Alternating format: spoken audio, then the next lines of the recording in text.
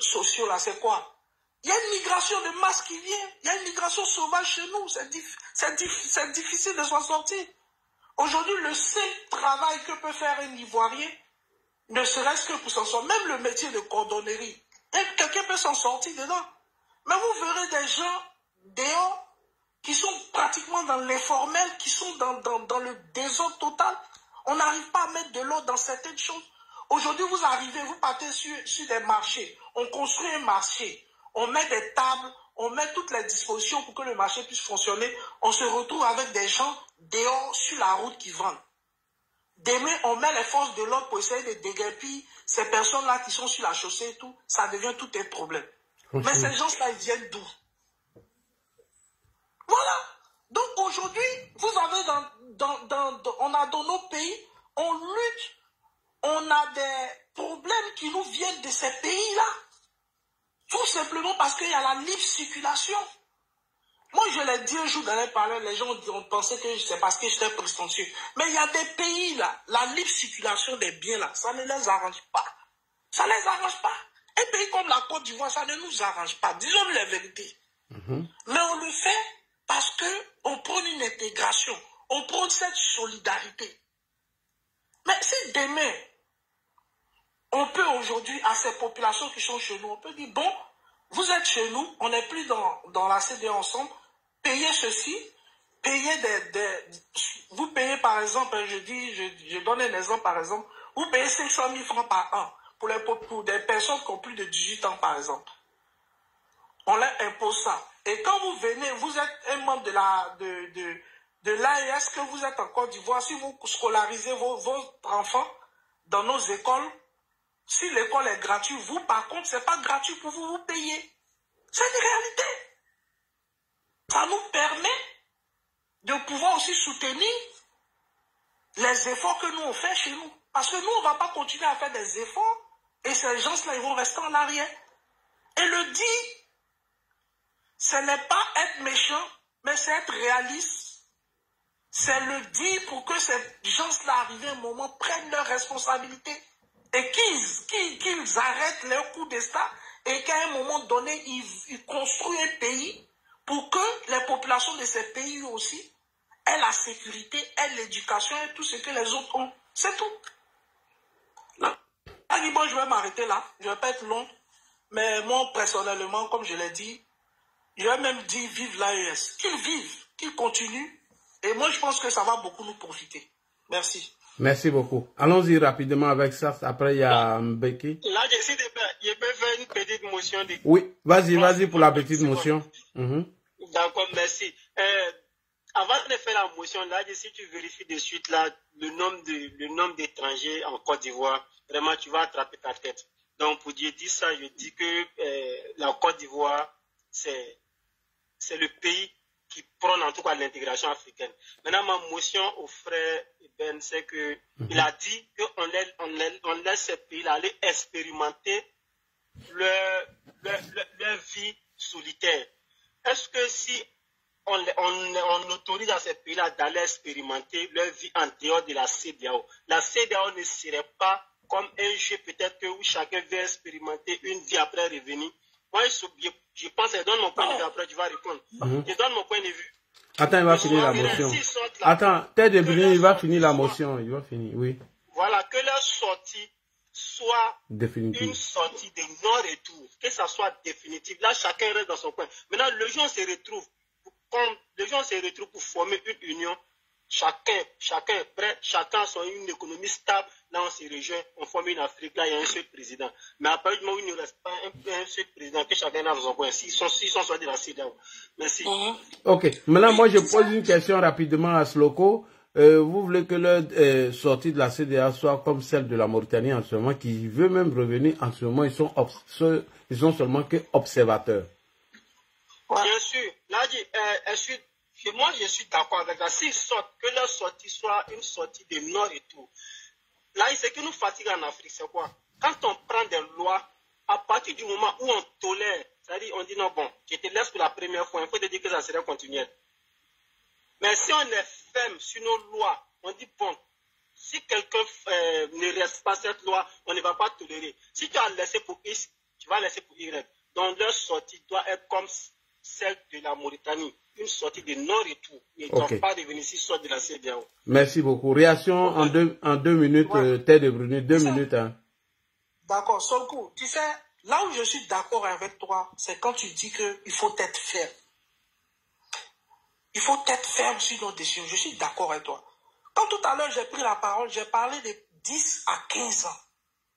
En 10-15 ans, vous savez, vous pouvez facilement renouveler une classe politique, on peut dire même une jeunesse, à peu près. On peut à peu près renouveler en 10 que c'est pratiquement une génération, on va dire 20 ans. Tu vois. Donc, moi je vais vous dire une chose, hein. Des jeunes, quand vous avez des jeunes aujourd'hui en Afrique, les jeunes en Afrique sont très dynamiques. Pourquoi? Parce qu'aujourd'hui, avec l'Internet, ils observent ce qui se passe un peu partout dans le monde. Effectivement. Vous pensez qu'un jeune Burkinabé qui va voir aujourd'hui en Côte d'Ivoire comment les jeunes se comportent, comment les jeunes arrivent à bouger, comment tout se passe. Vous voyez, ou bien il va regarder par exemple au Nigeria comment ça bouge, il va regarder au Sénégal comment ça bouge. Vous pensez qu'à un moment donné, il ne va pas demander des comptes à son gouvernement? Mais bien sûr qu'il va leur demander des comptes. Et c'est comme ça qu'on arrive à créer une jeunesse qui, à un moment donné, va s'intéresser à la politique de Jésus. Et quand ces jeunes, à un moment donné, seront responsables, ils vont faire les choses différemment. Donc, moi, quand on les sort comme ça, il faut pas les accepter tout de suite, je suis d'accord. Mais on ne ferme pas les portes. Même à la Mauritanie, on n'a pas fermé les portes définitivement. La Mauritanie veut rentrer. Mais on lui dit non, il faut regarder comment ça se passe d'abord. Il faut observer d'abord. Tu vois. Ils veulent rentrer. Il y a même le Maroc. Je vous dis que cette cette organisation qu'est la CEDEAO c'est la meilleure organisation sous-régionale de l'Afrique. On était plébiscité de partout. On avait toute la confiance de toutes les institutions financières du monde. Vous pensez que le Maroc voulait rentrer dans la CEDEAO, là, c'était pour rien? Mais ils ont failli à un moment donné. Et ça, je le dis, la CEDEAO avait rendez-vous avec son destin quand il y a eu le cas Bazoum. Et c'est en ce moment-là qu'il devait sévir. Parce qu'on avait pris un président en otage démocratiquement élu. Quand c'est comme ça, il faut mettre en place les mécanismes militaires pour dire aux institutions, nous ne sommes pas qu'une organisation économique, mais nous pouvons aussi lutter contre le terrorisme, nous pouvons aussi lutter contre les brandes armées de notre pays. Parce que c'était le seul défi que la CEDEAO devait relever. Mais on a failli.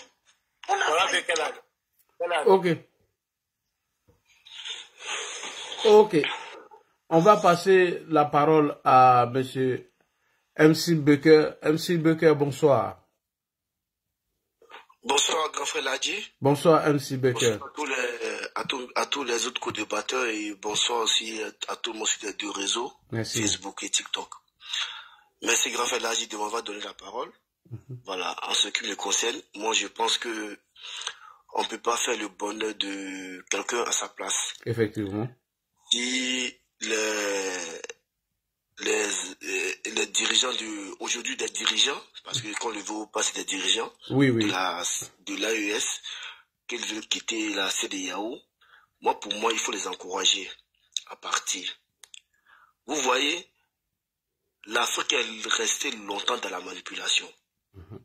Pour rien, on manipule les jeunes, on manipule les masses, et puis ça prend pour rien. C'est des choses qui sont tellement factuelles, même à un sou, tu ne peux pas parler, puis va te comprendre.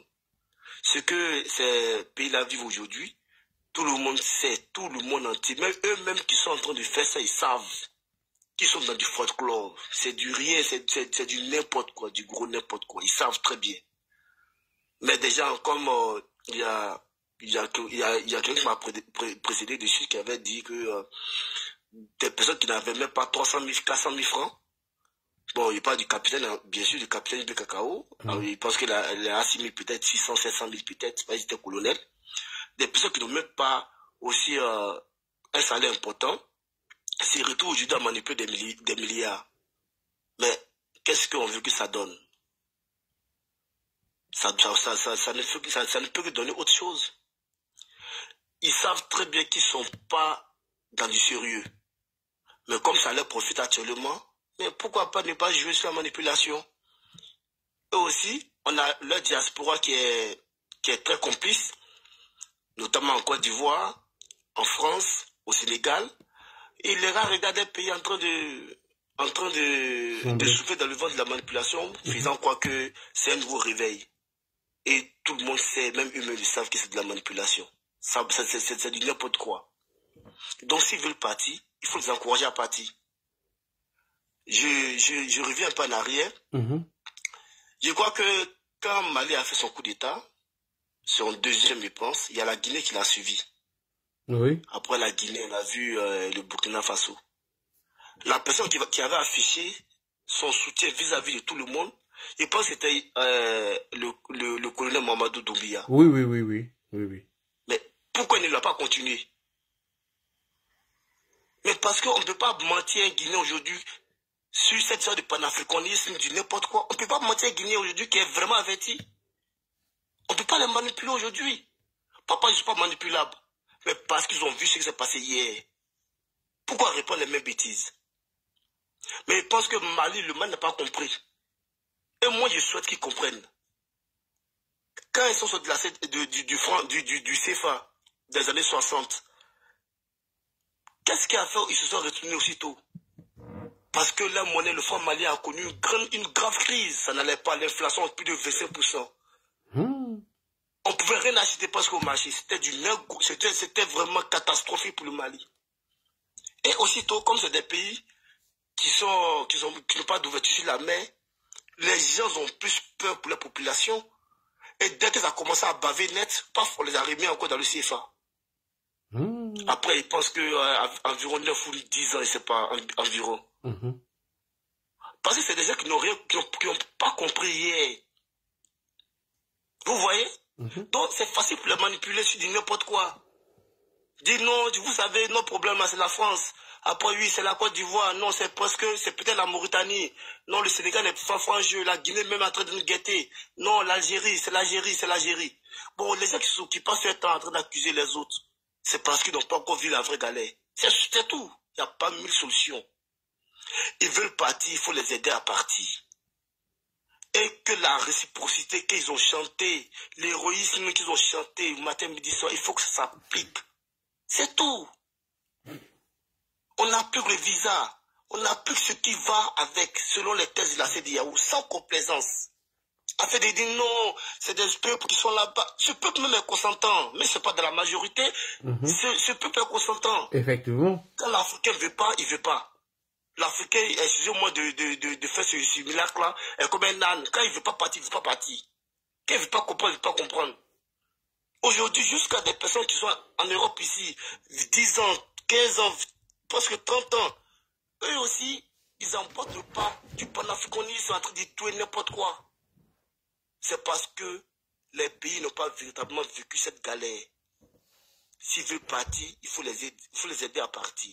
Excusez-moi un instant, je vais donner une petite histoire sur mon professeur de mathématiques qui nous disait comme ça, quand quelqu'un est en train de faire des exercices et que vous constatez que l'exercice qu'il est en train de faire, il est en train de faire tout faux, ne le stoppez pas. Laissez-le aller au bout de ses idées. La faute qu'il a commencé, laissez-le pour qu'il termine cette faute-là. Et après, tu lui réponds, tu dis ce que tu viens de faire là, c'est pas comme ça on résume l'exercice. Et lorsqu'il va savoir qu'il a tout fait faux, ça l'aide prochainement à ne plus répondre à la même bêtise. Mais lorsque quelqu'un est en train de faire un exercice, à la première fois tu l'interromps, c'est sûr qu'il ne va rien comprendre. C'est le cas de ces pays-là lorsqu'ils ont décidé de quitter le CFA dans les années 60. Et après, ils sont revenus aussitôt, on dit, oh, bonne arrivée, non, tu sais que ce n'était pas la bonne méthode, c'est le CFA qui est bon. C'est parce que les gens ne les ont pas laissé connaître véritablement la galère. Cette complaisance, vous dites, non, c'est le peuple, ils n'ont rien demandé, c'est des gens qui sont dans les Kalachnikov dans les palais présidentiels. Ils pensent que du moment la CEDEAO accepte de les prendre à table pour discuter d'homme à homme avec eux, qu'il n'y ait pas cette complaisance-là. Sinon que ça va perdre à la CEDEAO. C'est la CEDEAO qui va perdre. Puisque ces personnes, lorsqu'ils font cette demande en bas, ils sont pour dire, vous voyez, c'est parce que la CEDEAO, on est tellement important, ils ne veulent pas nous laisser partir. C'est parce qu'on est trop riche qu'ils ne veulent pas nous laisser partir. Chez nous, à l'eau, il y a tout. Oh, arrêtez, ils n'ont rien. Ils n'ont rien. En Afrique de l'Ouest, quel est le pays qui n'a pas d'or sur son territoire? Tous les pays là, c'est le pays où tout le monde a l'or. Tout le monde a l'or. Mais seulement qu'il y a des pays qui ont peut-être du mal à exploiter, d'autres ne veulent pas exploiter, comme la Côte d'Ivoire, tout ça. Ça, c'est des pays, tous ces pays-là ont de l'or. Mais brandir ça comme c'est un moyen de développement pour eux, à ce qu'ils deviennent automatiquement des Dubaï de l'Afrique. Mais il faut les laisser aller expérimenter. Et puis la réciprocité s'applique. Je pense aussi que dans ça, demain, on n'entendra jamais dans la bouche de quiconque en Afrique de l'Ouest pour dire non, vous voyez, c'est lui qui a mon problème. Les gens seront matures. Parce que la jeunesse africaine, surtout la jeunesse de ces pays-là, ont véritablement besoin de maturité. Et j'y reviens encore. Pourquoi la Guinée ne fait pas pareil? Pourquoi il ne faut pas pareil? C'est ça la question. Ah oui. Pourquoi le Ghana ne fait pas pareil? C'est ça la question. Et n'importe quel enfant ghanéen ou guinéen va commencer à faire des bêtises. Les gens vont l'interpeller pour dire, regarde, voici ce que Sékou Touré a fait hier. Voici ce que Sanda Kouto aujourd'hui. Voici ce que Kwame Nkrumah a fait hier. Voilà ce que Sanda Kouto aujourd'hui. Je pense que c'est aussi une solution idoine pour que ces personnes arrêtent la manipulation demain. Donc s'ils veulent partir, il faut les aider rapidement même à partir. C'est possible même qu'ils sortent en ce moment de la CEDEAO. Dans les moments à venir, qu'ils soient dans les décisions de la CEDEAO, l'UEMOA doit prendre des sanctions. Il faut qu'ils aient la monnaie à eux. C'est très important. Parce que le CFA, c'est une monnaie coloniale. Le CFA, c'est une monnaie française. Le CFA, ce n'est pas une bonne monnaie. Il faut qu'on les aide à partir. Pour que demain, là, ces mêmes petits-là ne se répètent plus. Des gens qui vivent sur la propagande, en train de mentir, ils savent qu'ils mentent. Tellement qu'ils mentent, ils mettent des 5 milliards dans 2 ou 3 valises, ils sont contents. 5 milliards dans 2 ou 3 valises. Ils ne savent même pas combien pèse 1 milliard, ils ne savent pas. Des personnes qui ne savent même pas combien pèse 1 milliard, ils ne savent pas. Je parie et jure, on demande à Ibe Kakao, combien pèse 1 milliard sur balance, ils ne connaissent pas. Des personnes sont à la tête des pays, ils font du n'importe quoi, on applaudit. Et il y a des gens qui y croient. Mais il faut que ça s'arrête. Il faut les aider à partir. Merci beaucoup. Merci beaucoup, Mbara. Comment il s'appelle? MC Baker. MC Baker, moi j'ai une question pour vous.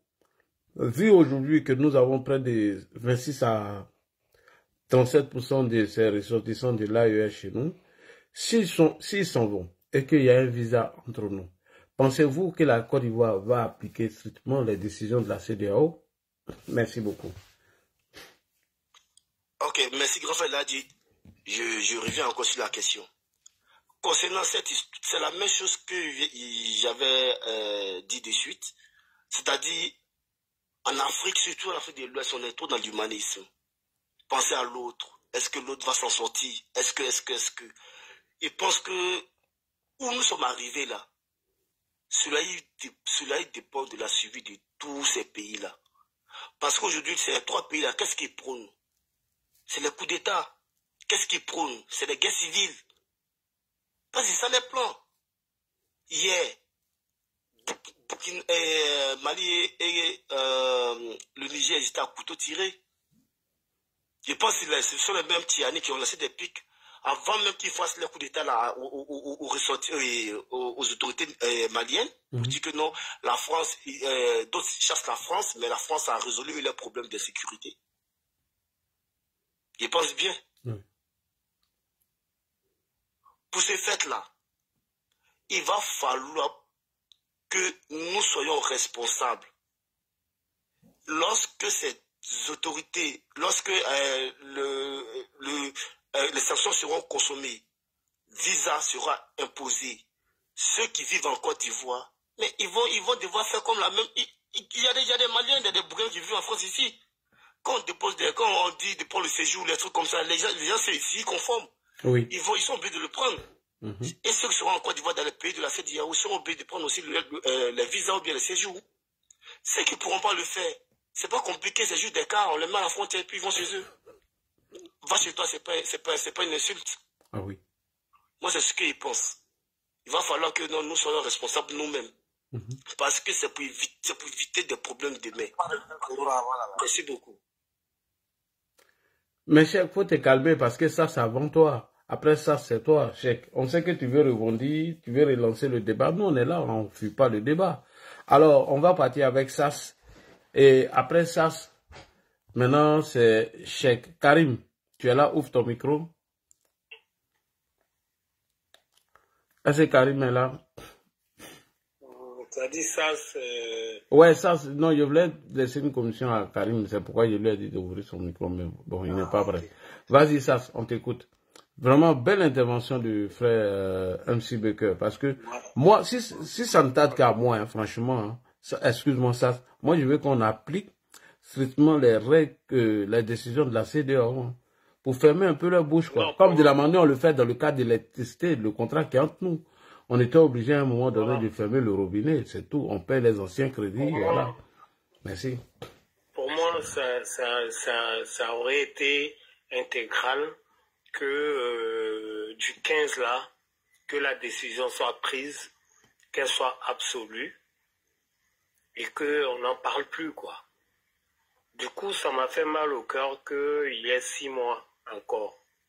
Mais malgré, j'ai plus ou moins compris la décision de la CEDEAO. Je me suis dit, peut-être que la CEDEAO a plus pensé à la population qu'à ces putschistes-là. Parce que, c'est vrai, Laji, moi, je comprends, mais je me dis aussi là-bas, peut-être qu'il y a des gens qui n'arrivent pas à comprendre parce qu'aujourd'hui, ils ne gèrent que leur intérêt. Mais la majorité de la population, elle est pauvre, elle souffre, elle court, elle se déplace. Souvent, elle ne sait même pas où aller. Donc, du coup, quand c'est comme ça, c'est compliqué. Mais la CEDEAO, qui a aussi une part d'humanisme, a aussi raison de dire, bon, on vous laisse un délai de réflexion, mais on accepte ce que vous avez dit. Mais ça, c'est pas ça mon problème le plus objectif. Tout à l'heure, il y a Hassan qui parlait des camions des citernes qui arrivaient au Burkina. J'ai fait un commentaire dessus. J'étais en bas, j'ai fait un commentaire. C'est la même histoire qui est arrivée en Guinée, au temps de Sékou Touré, où les Russes étaient là-bas. Où, en ce moment-là, là, tu vois, je te parle d'un frère, je ne sais pas ton âge. Moi, j'ai plus qu'un siècle. Ouais. Un siècle passé beaucoup. Oui. Non, je dis un siècle, un demi-siècle. Un demi-siècle, oui. Bon, Dieu me donne longue vie. Amen. Tu vois? En ce moment-là, qu'est-ce que les Russes faisaient? Ils amenaient des citernes en Guinée. Ils pillaient le sous-sol guinéen en faisant penser aux Guinéens que les citernes qu'ils amenaient, c'était pour les ravitailler, c'était pour ceci, c'était pour cela. Et ils repartaient avec tous les minéraux guinéens. Et c'est ce qui se passe aujourd'hui. Bon, ça c'est juste une parenthèse. Je reviens d'actualité pour dire quoi? Pour dire ce que la CEDEAO a pris comme décision, en même temps qu'elle a une bonne décision, mais moi je veux parler à mes frères maliens, burkinabés, nigériens et tout, qu'ils comprennent quelque chose. Que ce soit toi, que ce soit tous les panélistes qui sont en train de parler de leurs problèmes, qu'ils ne le prennent pas à mal. Vous le faites d'abord parce que ceux qui se disent africains, ils ne sont pas plus africains que vous. Effectivement. c'est le plus africain qui sait le problème des Africains. Celui qui est assis à Babylone là-bas, moi je suis en train de te parler, moi je suis assis à Abidjan. Je connais tous les tares, je connais tous les problèmes, je connais tout ce qu'on vit à Abidjan. Demain même, je suis prêt à aller m'installer au village parce que je suis à la retraite. Mais quand quelqu'un ne sait pas ce qui se vit dans une circoncision, qui ne s'avère pas à dire. La Côte d'Ivoire, le Mali, le Burkina, c'est des pays, et c'est des pays divergents. La Côte d'Ivoire, le Mali ne peut pas se comparer à la Côte d'Ivoire. Aujourd'hui, si la Côte d'Ivoire ferme la porte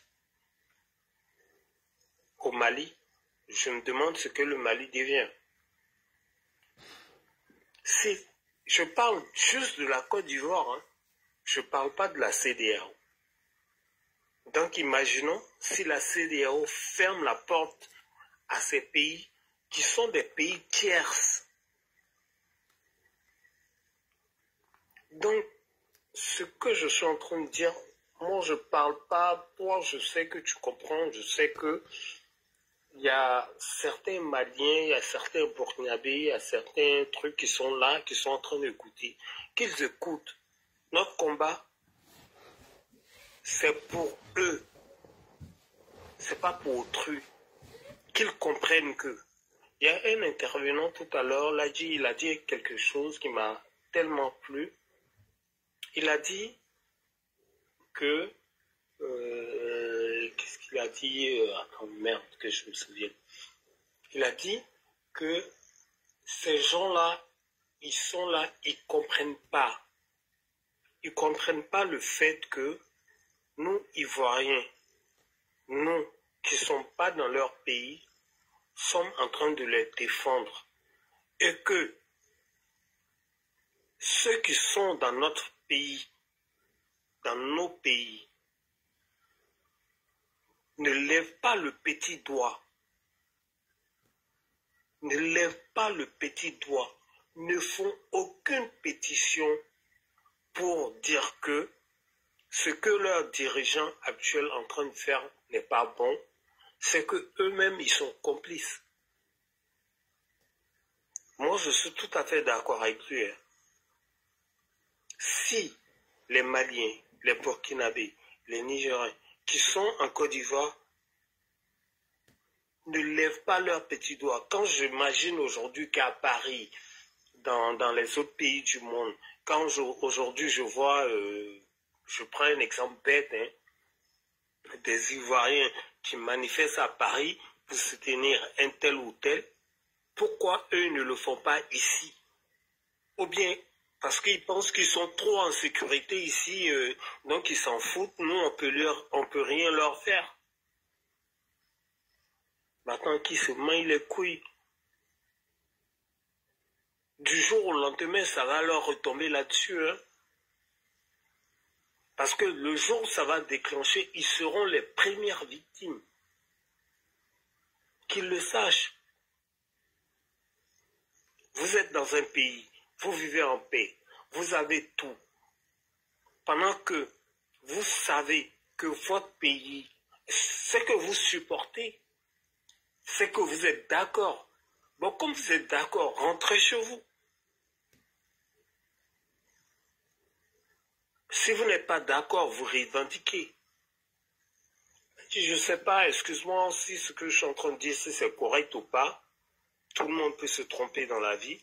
Mais moi, je pense que, moi, étant en Côte d'Ivoire, s'il y a quelque chose qui n'est pas correct, je le dirai. Étant à l'étranger, s'il y a quelque chose qui n'est pas correct chez moi au pays, je vais faire part. Et sur ce, c'est ce que je voulais dire. Et puis, en même temps, je te remercie franchement de m'avoir laissé noter. Merci beaucoup, Sas. Merci. Voilà. Alors, M. Cheikh est tellement pressé qu'il faut lui donner la parole. Nous sommes dans un débat contradictoire. M. Cheikh Doucouré, je pense bien que je prononce son nom. Non, c'est M. Cheikh Doukara. Bonsoir. Oui, bonsoir. Je vais percer chez nous. On a dit que quand tu étais avec quelqu'un, parlait pendant 40 minutes, 10 minutes, ça veut dire que la parole c'est super important. Moi, je ne suis pas là pour parler, mais c'est que tout ce que vous entendez parler là, pour défendre, ou bien ici c'est là, moi j'ai fait n'importe quelle Afrique, lorsqu'on est Afrique centrale.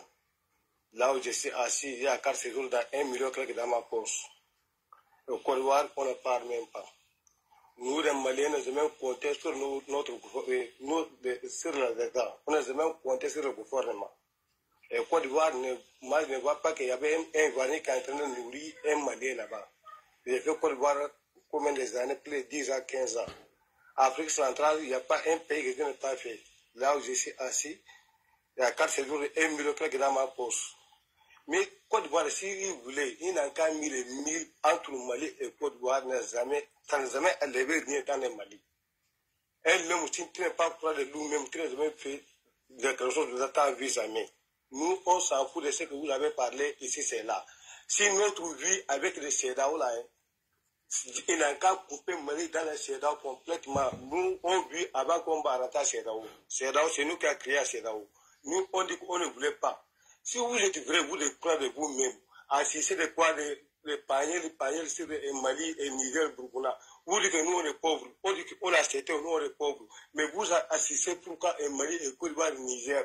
Nous, si que nous trouvons avec eux, il n'a qu'à freiner tous les frontières entre nous et le pays de CEDAO. Pour pas qu'ils passent chez nous, et pas qu'ils passent nous rentrer chez là-bas. Nous, on a jamais vu avec quelqu'un. Dieu n'est pas en West.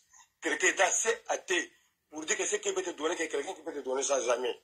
Et Côte d'Ivoire, je n'ai jamais vu qu'un Ivoirien qui est en train de nourrir un Malien là-bas. Jamais. Ce que j'ai vu, Côte d'Ivoire, je n'ai pas expliqué ça dans les pagnales. Ce que vous parlez là, nous, on ne croit pas jamais de CEDAO. Avec les témoins des Français là, des Français de Français, nous, on dit qu'on ne veut plus. On est pauvre, oui, on accepte qu'on est pauvre. Mais vous assistez à rapport de quoi? Vous mettez les pagnales affichés. Maintenant, quand les autres là vont commencer à sauter le président, vous voyez que c'est vous-même qui a dit que c'est vous, parce que c'est vous qui avez sauté maintenant, mais vous ne croyez pas que vous faites le sauvetage. Maintenant, quand vous voyez que les autres gens qui font le panier, ils sautent les gens, vous dites que non, ça c'est pas beau. Nous, le panier est là pour allier Afrique, c'est pas le sauvetage. Tu veux parler avec les gens dans une manière qui n'est pas... Ted de Brunet, attends d'abord, il vient de prendre la parole, il a fait au moins 3 minutes. Après, tu as fait ta motion, laissez, il va s'exprimer. Il ne faut pas, on va lui couper la parole. Vas-y, Cheikh.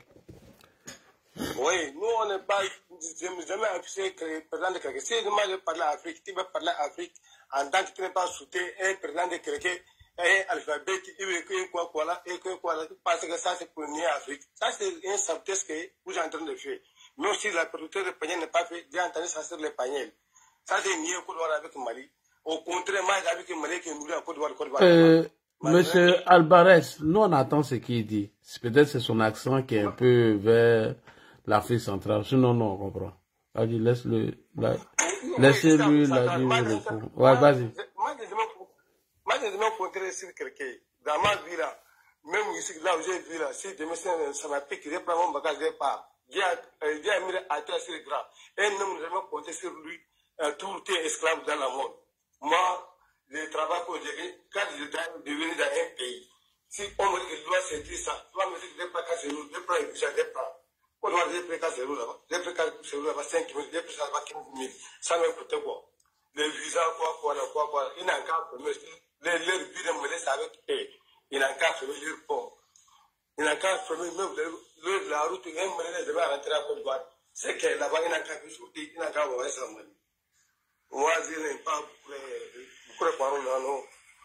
Bonne soirée à vous. Mais écoute-nous maintenant, tu vas pas faire. Non, il faut le laisser. Non, il n'aura pas tout. Ouais. Attends, pardon, une minute.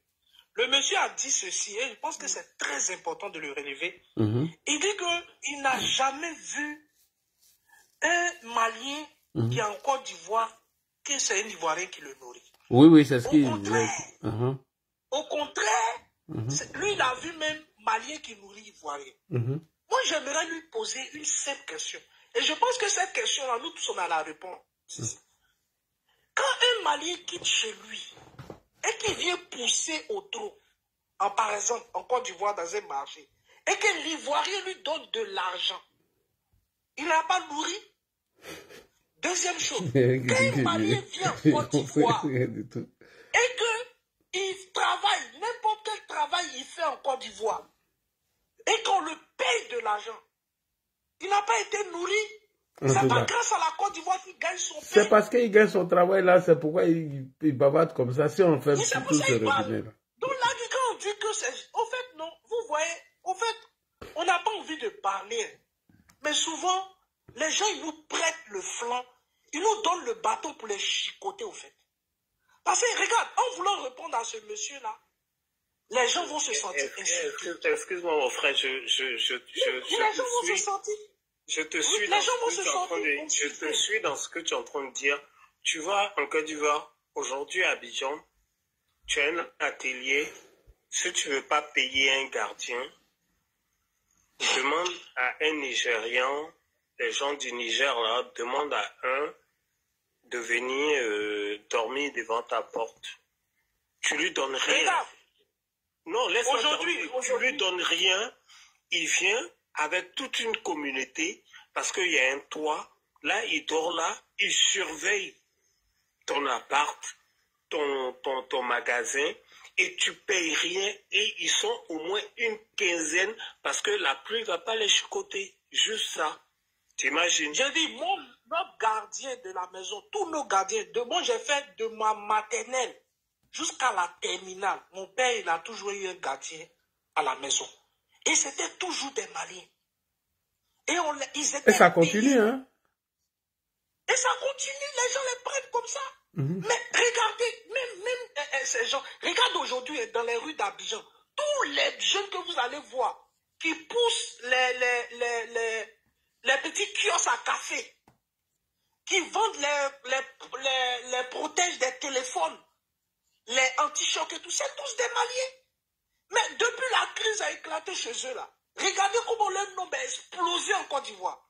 Mais est-ce que vous avez vu l'État ivoirien dire ces gens-là? On va les traquer, on va les prendre, on a des pagots là. En réalité, Terre de Bruni, je salue l'intervention de tout le monde sur le panel. À la réalité, Sloko et MC, comment il s'appelle? MC Becker ont dit ce que nous voulons. C'est eux-mêmes qui ont été véridiques. Moi, il est caressé un peu dans le sens du voix. Vous savez, quand tu as trop d'audience sur les réseaux sociaux, il y a des mots crus que tu ne peux pas dire. Si l'événement va dans ton sens, au moins c'est compris. Parce que moi, si je dis des mots crus en ce moment-là, ça va être récupéré par d'autres panels. Voilà ce que l'activiste du RHDP dit et il aimait. Sinon, moi, je suis entièrement d'accord avec l'analyse des Sloko et puis chose, hein, MC Becker. Il faut appliquer la réciprocité. Vous avez dit que vous n'êtes plus dedans. Si une sanction de la CEDEAO tombe, il faut que tout pays membre de la CEDEAO soit d'accord pour appliquer strictement ce qui a été mis en place. Le Ghana ne joue pas avec eux. Non, ils ne parlent jamais mal de... Non. Le Ghana, ils sont stricts. Et vous allez voir, quand la décision de la CEDEAO va tomber, les premiers pays à appliquer les décisions de la CEDEAO, moi je vous dis que ce serait le Ghana. Et Alassane Kodobo nous a déjà fait des confidences ici avec chose, Burkina débat.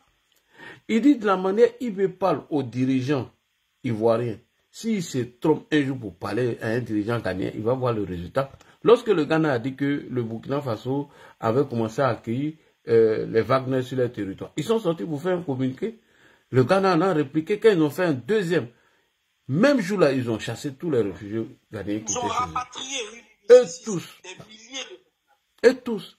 Mais nous, par humanisme, avec cette opposition incongrue, cette opposition qui ne sait pas ce qu'ils veulent, on ne peut pas prendre certaines décisions. Aujourd'hui, mieux, le chef de l'État, son excellence, le président Hassan Ouattara, est trop humain. Il y a des décisions même qu'on doit prendre contre ces gens-là. Vraiment... Mais, vous avez entendu ce qu'il a dit? Ceux qui n'ont pas entendu, je vous traduis. Il dit que lui, il a 1 million de cartes de séjour dans sa poche. Il a plus d'1 million dans sa poche où il se promène en ce moment-là. Que si la CEDEAO veut ou ne veut pas, ils n'ont qu'à mettre carte de séjour. Eux, ils s'en foutent.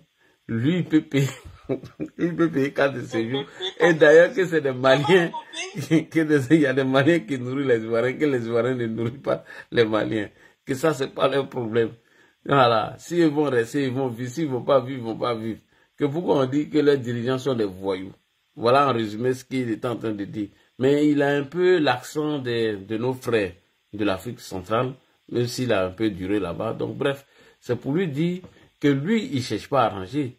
Lui, il est à l'étranger. Mais est-ce que lui, si sa situation est déjà améliorée, est-ce qu'il pense à la situation de ceux qui s'y trouvent en ce moment en Côte d'Ivoire? Parce que c'est plus de 3 500 000. Hein. Je te dis que moi, je suis allé sur Google, j'ai vérifié, je ne sais pas si le nom a changé. Les Maliens qui vivent en ce moment en Côte d'Ivoire sont nombreux que ceux qui vivent à Bamako. Sont nombreux que ceux qui vivent à Bamako. Voilà. Et quand tu prends le cas aussi de nos parents burkinabés, sans oublier nos frères Aoussa, vous voyez ce que ça fait. Voilà. C'est pourquoi on a même rappelé ça dans des sujets aux gens de PDCI. On a dit aux gens du PDCI que le nombre de personnes d'Ivoiriens que vous cherchez sur la liste électorale, on ne peut pas avoir. En voulant comparer à celle du Ghana et celle du Sénégal, nous, on a plus de 25% d'étrangers qui vivent sur nos territoires. Est-ce que vous pensez à tout ça? Franchement, oui, médiateur, 1 minute. Karim n'est pas là. C'est ceux qui sont, pour le cas de ceux qui sont enregistrés au niveau de l'ambassade. Ah, t'as vu. C'est même pas ceux qui rentrent, qui sortent, les clandestins qui rentrent, qui sortent tous les jours, je sais pas, les Européens qui rentrent. Ils ne sont pas comptés, hein. Ah. C'est ceux qui sont déclarés à l'ambassade qui sont reconnus comme résidents, qui ont une carte de résident. Et il y a combien là-bas qui ne sont jamais arrivés à l'ambassade? Ils sont pleins. 5 millions encore. Et avec la crise, mais c'est ce qu'il a dit, Bamako, il y a plus de Maliens en Côte d'Ivoire qu'à Bamako. Qu'à Bamako, c'est ce que je vous dis. Voilà. Bamako, c'est 4 millions d'habitants. Pourtant, ici, ils sont pratiquement estimés à plus de 6 millions. Ah, d'accord. T'as entendu, non, moi-même, il avait donné 3 millions, ça augmente encore. Les réfugiés, les chiffres officiels sont autour de 4 millions. Les chiffres officiels. Mais en réalité, ça, c'est ceux qui sont enregistrés à l'ambassade. Mais moi, le petit qui me vend les coques de téléphone, qui lui-même, il a eu l'argent, il a laissé barrer. Hein. Il a dit, il y a un petit là. Il est venu en Côte d'Ivoire, il a commencé à vendre les coques de téléphone. Il a eu l'argent, il allait marier une femme au pays. Il a tapé 3 mois. Il a dit, mon petit, je ne te voyais plus. Il dit, non, viens, je suis parti me marier. Et c'est un pays comme ça, vous allez venir insulter. Non, moi je pense que, tu sais, il faut éduquer les gens. Les Africains ont besoin d'éducation. C'est la seule chose qui peut faire qu'aujourd'hui, les Africains, à un moment donné, vont comprendre les choses et ils vont faire les choses différemment. Tout est une question d'éducation. Parce que regarde ce monsieur, il dit non, moi j'ai l'argent dans ma poche pour payer 4 de séjour, 1 million. Je suis en Afrique centrale ici, je paye 4 de séjour, 1 million. Mais au lieu d'aller payer 4 de séjour chez les gens là, mais quelqu'un qui réfléchit, quelqu'un qui est posé, il va dire, mais nous avons un pays, nous les Maliens. Pourquoi on n'essaie pas de mettre à la tête de notre pays un dirigeant qui va rendre notre pays prospère, qui va faire en sorte que les Maliens ne seront pas obligés de toujours sortir pour aller à l'étranger pour pouvoir s'en sortir. Mais ils ne pensent pas comme ça.